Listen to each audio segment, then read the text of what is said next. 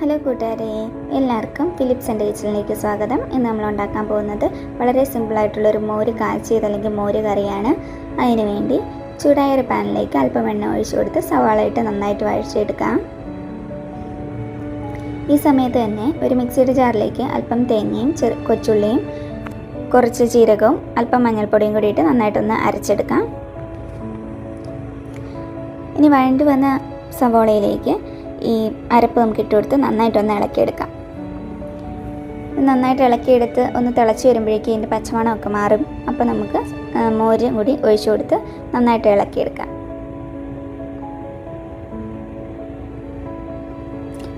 ഈ സമയത്ത് തന്നെ ആവശ്യത്തിന് വേണ്ട ഉപ്പും കൂടി നമുക്ക് ഇട്ട് കൊടുക്കാം. ഈ ഒരു മോര് തിളപ്പിക്കേണ്ട ആവശ്യമില്ല, ചെറുതായിട്ടൊന്ന് ചൂടായാൽ മാത്രം മതി. ഇനി ഒരു പാൻ ചൂടായ ശേഷം അതിലേക്ക് അല്പം എണ്ണ ഒഴിച്ച് കടുകും ഉലുവയും കൂടി ഇട്ട് നമുക്ക് പൊട്ടിച്ചെടുക്കാം. അല്പം ഉണക്കമുളകും കൂടി ഇട്ട് കൊടുക്കാം. കൊച്ചുള്ളി ഇട്ട് കൊടുക്കാം. കുറച്ച് കറിവേപ്പിലയും കൂടി ഇട്ട് നന്നായിട്ട് വഴറ്റിയെടുക്കാം. ഇനി ഒരു പൊടിക്ക് ഇച്ചിരി മുളക് പൊടിയും കൂടി ഇട്ട് വഴറ്റി നമ്മുടെ മോരിനകത്തോട്ട് ഇട്ട് നന്നായിട്ടൊന്ന് ഇളക്കി കൊടുക്കാം. വളരെ ടേസ്റ്റി ആയിട്ടുള്ളൊരു മോര് കറിയാണ്. എല്ലാവരും ട്രൈ ചെയ്ത് നോക്കണം.